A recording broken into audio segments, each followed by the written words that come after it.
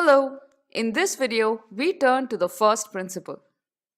This first principle says that testing shows the presence of defects, not their absence. Let's break this down. The first point is testing can show that defects are present. So, when we carry out testing and find a defect, then we know that there is a problem with the software. So, testing can show that defects are present. The second point is that testing cannot prove that there are no defects. Just because you have not found a defect doesn't mean that there are no defects in the software. So testing can't prove absence of defects.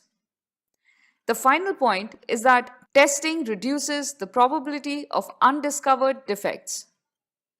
So let's try to understand these points with an example. Suppose you have 20 defects in a software. When you perform testing, you find 5 defects out of it. So, you have 20 defects and you have found 5. The remaining defects are 15 which you have not found. So, this is why we say that testing can show that defects are present.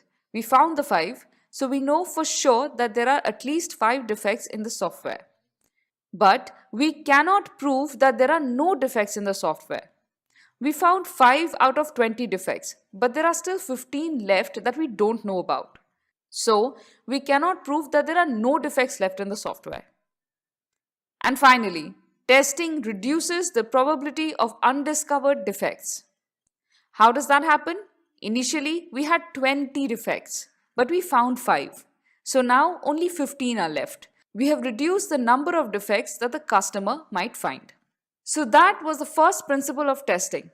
I'll see you in the next one. Happy testing, everyone.